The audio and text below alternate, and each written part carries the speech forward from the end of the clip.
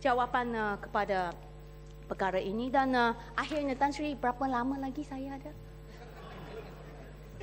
Ada 4 minit lagi. 4 minit, okey, saya cepat sikit.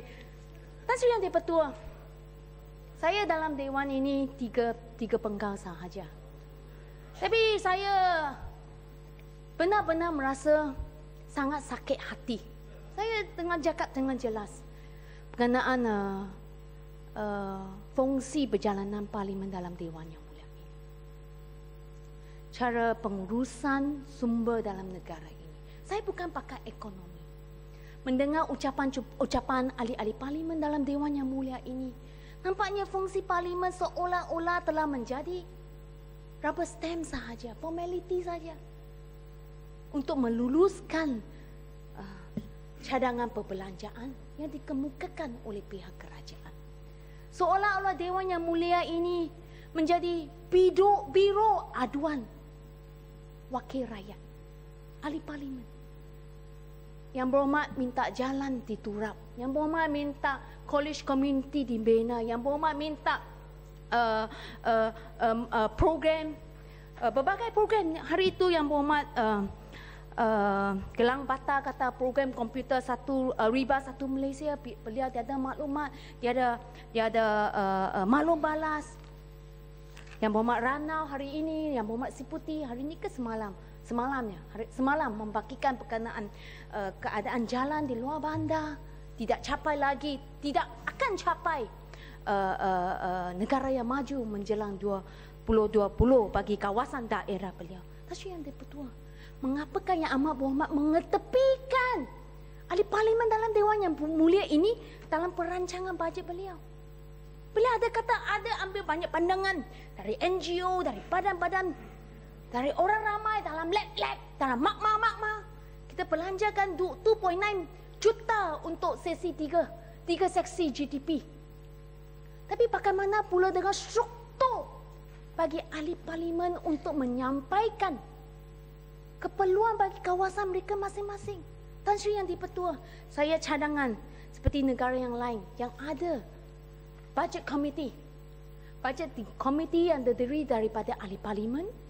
Mereka boleh menilai program-program yang dicadangkan oleh pihak kementerian dan mereka juga menyampaikan program-program, projek-projek dan menentukan apakah cadangan yang dikemukakan oleh pihak kementerian itu adalah memanfaatkan rakyat, boleh menentukan perbelanjaan, pengagihan kewangan negara. Budget komiti negara Uganda sudah ada. Mengapa negara Malaysia tak boleh adakan ini? Libatkan ahli Parlimen dalam proses ini, Tan Sri Yang di-Pertua. Baru Parlimen mempunyai maknanya, boleh memainkan fungsinya, Tan Sri Yang di-Pertua. Apabila saya mengikuti conference ke luar negara, Tan Sri, saya ditanya, YB, yes honourable, yang honourable ni dalam jawatan kuasa yang mana? Select komiti yang mana? Tan Sri, saya kata Parlimen tiada select komiti. Mereka terkejut. Tak ada select komiti. Bagaimana perjalanan perbahasan ini dijalankan? Saya setuju apa yang dinyatakan oleh Yang Berhormat Ibu Barat. Sudah sampai masanya kita adakan select komiti. Tumpukan kebakaran tiap-tiap ahli Parlimen dalam select komiti dan memastikan bahawa rang undang-undang yang disediakan itu memang benar memanfaatkan rakyat.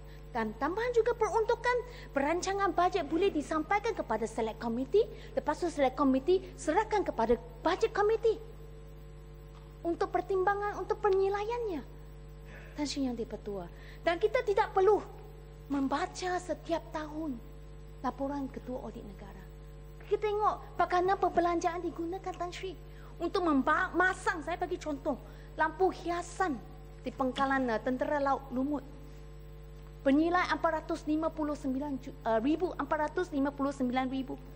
Dia beli berapa? Dia beli 836 lampu hiasan yang sepatutnya peruntukan bukan digunakan untuk tujuan itu.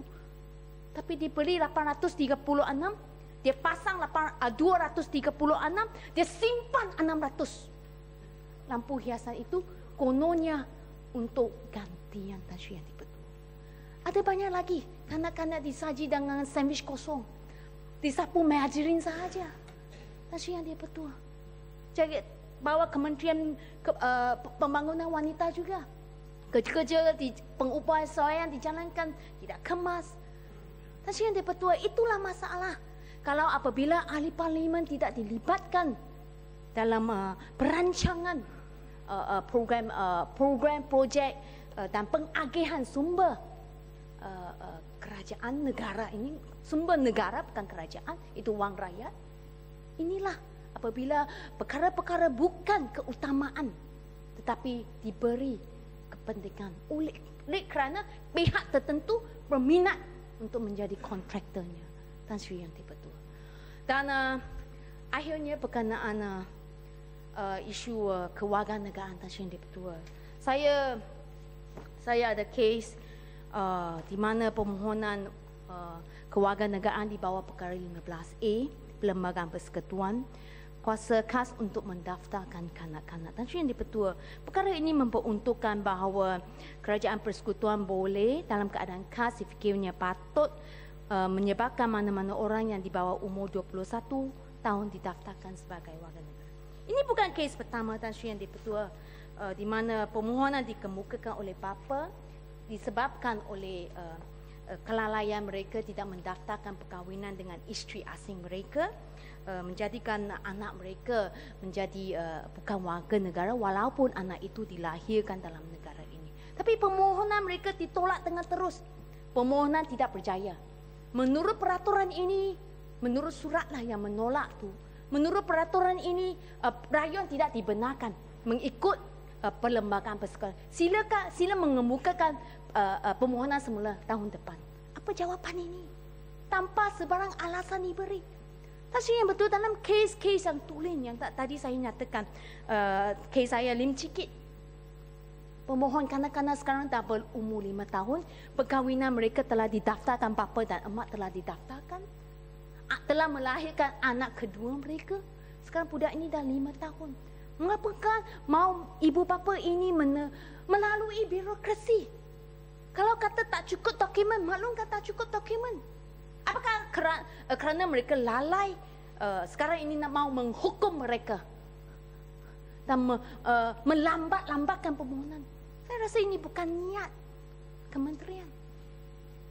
Jadi saya pohon kes-kes sedemikian perkara 15A boleh dikurangkan birokrasi mereka, kes-kes yang tulen, dan jangan membebankan mereka sebab selepas 5 tahun mereka akan ke sekolah rendah. Begitu sukar. Tan Sri Yang betul tahu tak?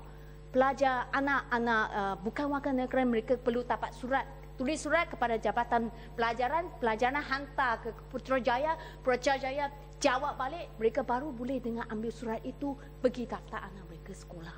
Tak apabila tamat pendidikan mereka, apa jadi? Tak ada surat lagi. Dan tiada orang berani menggaji mereka sebab mereka bukan warga negara ini. Tak apabila salah seorang bapa dia telah meninggal, bapa yang adalah warga negara ini, siapa yang akan menjamin mereka boleh menetap dalam negara ini? Saya ada kes sedemikian Tan Sri Yang itu. Jadi saya pohon perkara 15A birokrasi ini dapat dipertimbangkan semula. Itu saja Tan Sri Yang.